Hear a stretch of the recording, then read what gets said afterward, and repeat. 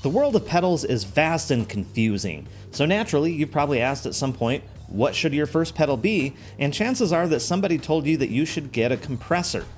Now, I disagree with that recommendation, but I do think it's important to understand what a compressor is, how it works, and what you can do with it on bass guitar. But first I want to clarify that while I think that a compressor is a good pedal to have, I don't think it's a good first pedal to buy. Why? Well, it's just not a very fun pedal. It is a fantastic utility pedal with a lot of practical value, but when used right, it's usually really subtle, and when used wrong, it can serve to just mask bad playing habits. If you want a recommendation on what your first pedal should be, I highly recommend picking up a multi-effect pedal. I've made lots of videos on the Zoom B1X4 on this channel, and I think that is a really solid first option. Multi-effect pedals have a little bit of everything, including compressors, but more importantly, they have the fun stuff like fuzz and wah and modulation and all that good stuff. A multi-effect basically lets you experiment with everything on the cheap and then see what you'll actually use before you commit to buying all of these expensive pedals. With that out of the way, let's dive into what a compressor is and how it works.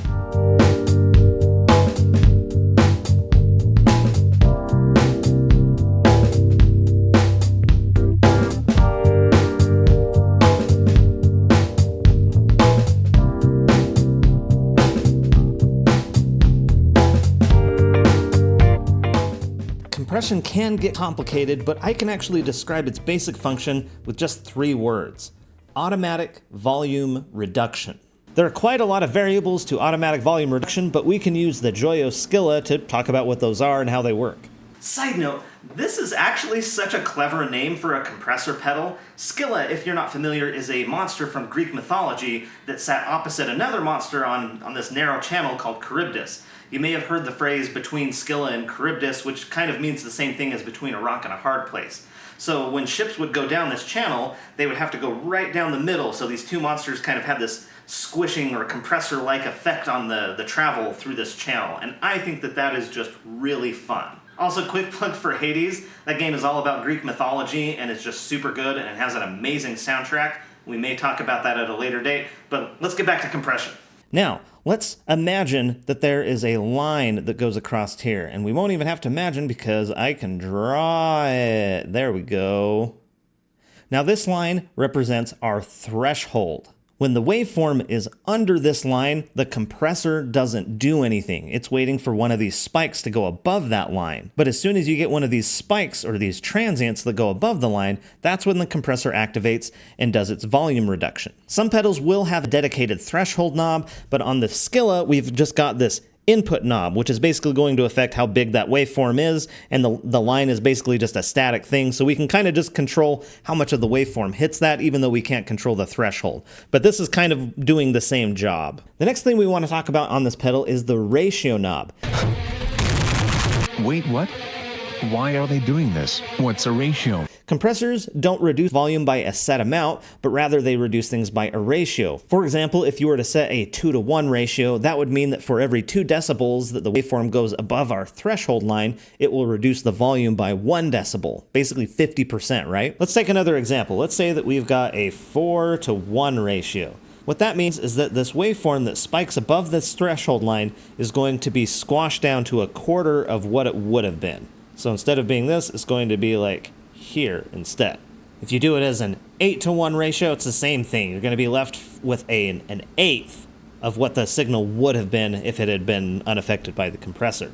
Now, something else that you might see is infinity to 1, which means that this threshold line becomes a brick wall, and no signal will go above that threshold. The next parameters we have are attack and release, and these basically just control how fast the compressor works. The attack controls how quickly the compressor responds to spikes that go above the threshold, and the release controls how long it hangs onto that before it goes back to 0 volume reduction. What you're typically trying to achieve with these settings is a sort of consistency. You don't want to completely chop the top of the waveform off and destroy those transients. You just want everything to be a little bit closer together. But of course, those settings will change quite a bit depending on what kind of music you're playing and what sort of an effect you're trying to achieve. If you're trying to preserve a lot of nuance and dynamics in your playing, then you're going to want to set these 3 knobs pretty low for the most part. You don't want them to do a whole lot, just enough. But on the other hand, if you're playing a lot of really fast or aggressive stuff and you end up with a waveform that's really choppy, then you really want that compressor working for you.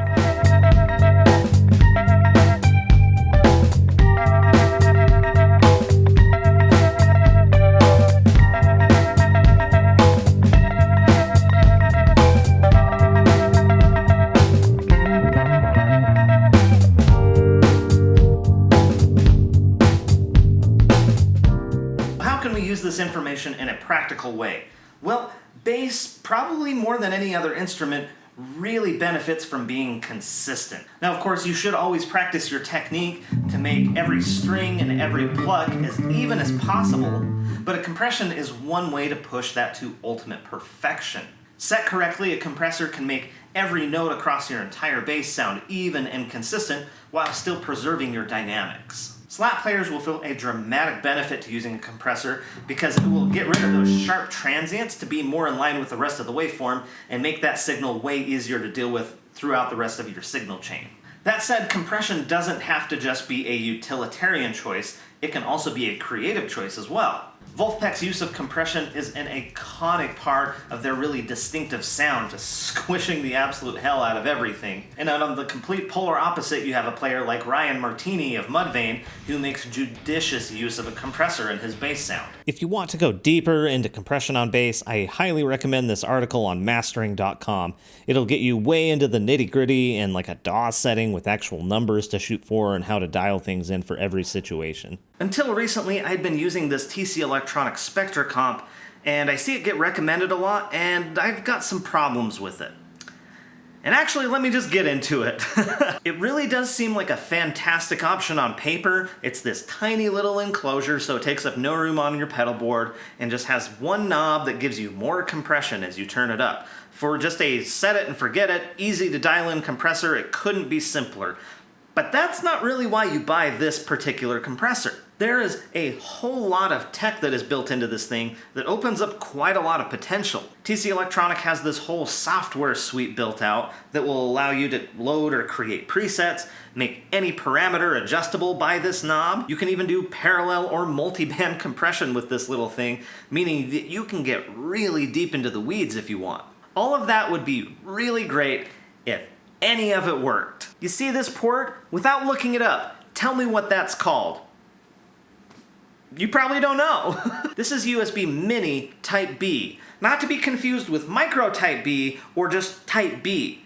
This port is nearly 25 years old, and I would be really surprised if you had any other electronics on hand that still use this, or even a cable that will plug into here. I apparently don't have a cable because no matter what I have tried to get this thing to connect to my computer, it just won't work. And the reason why that is so frustrating is because to do any of the fancy customization, you need to be able to connect to a desktop computer very specifically.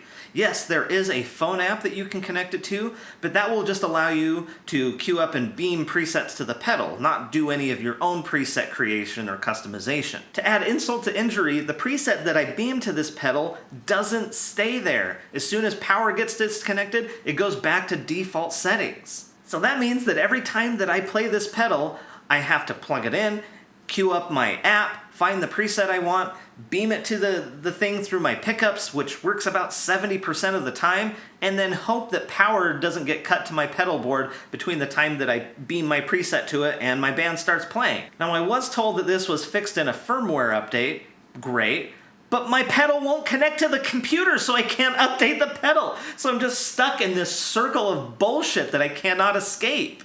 Unless you doubt my efforts to try and get this thing to work, I want to remind you guys that I have a bachelor's degree in IT. I've been a professional troubleshooter my entire adult life, and I exhausted everything that I could think of to try and get this pedal to work. This is a classic example of the Internet of shit. Technology is just getting stuffed into everything from refrigerators to pedals to TVs, and all it does is make things more expensive and more prone to obsolescence. Like what happens if, God forbid, TC Electronic goes out of business and there's no one around to continually update the apps? They will quickly fall out of compatibility and no longer be usable. And then all of that cool functionality that's allegedly packaged in here just will not work. all of that relies on people constantly updating this app to maintain parity with technology. And frankly, they don't do a great job of keeping up with that anyway. The software that they have looks ancient and only gets updated about once a year from what I could tell. At the moment, it doesn't even show up as a download on their software page. And frankly, I don't really blame them. Like, software development is hard and it's expensive. And so maintaining that sort of a thing with this 15-ish year old pedal, it kind of doesn't really make sense. Compare that to the Skilla, which has all of its functionality just right here on the face of the pedal, easily accessible at any time, and no tech bullshit whatsoever. Sure, it's not as compact or as full-featured as the Spectra Comp, but the only jacks that are on this thing are the 9-volt power supply and then quarter-inch jacks for ins and outs. The quarter-inch jacks, they have existed for over 150 years with no signs of going anywhere. Literally any guitar, amp, or pedal, or whatever will work with this for the foreseeable future. And if something were to happen to this, it can probably be easily repaired because it's made from simple, commonly obtained components. Now, I'm not saying that you shouldn't buy the Spectra Comp. It is really full-featured and powerful, and for the right person, this would be a perfect pedal. But for a new player, that's where I take issue, because this is a pedal that is simultaneously too simple and too complex for its own good. Now, it wouldn't be a compressor review without mentioning Labs. His website is an incredible resource if you're shopping for compressor pedals, and his review of this pedal in particular is hilarious. I'll let you go and discover that for yourself. So, do you need a compressor? Well, the answer is a definitive maybe, but if you arm yourself with sufficient knowledge before purchasing, you're way more likely to get the pedal that you need and get what you need out of that pedal. I just launched my monthly bassline challenge over on my Patreon called PIOB, or Play Your Own Bassline. The way that it works is that every month I'm going to be dropping a new backing track for you to download and record yourself playing to. I will be giving feedback or critique on anyone who asks for it. You can either post it online, Instagram, TikTok, Threads, wherever. I'm AMP everywhere, so just tag me and do hashtag PIOB in your submission, or you can email it to me at ampthebassplayer.com, and I will also be featuring my favorite submissions every month. You do not have to be a paid member of my Patreon to participate. I want this to be free and open to anyone who wants to participate. You will need a Patreon account to download the backing track, but once you've got it, you can do whatever you want with it. Play along to it, record yourself to it. You don't even have to submit it back to me. As long as this is an exercise that gets you playing bass, that's all that matters to me. So I hope as many of you will take on this challenge as possible, and I hope to see you on the next one. AMP out!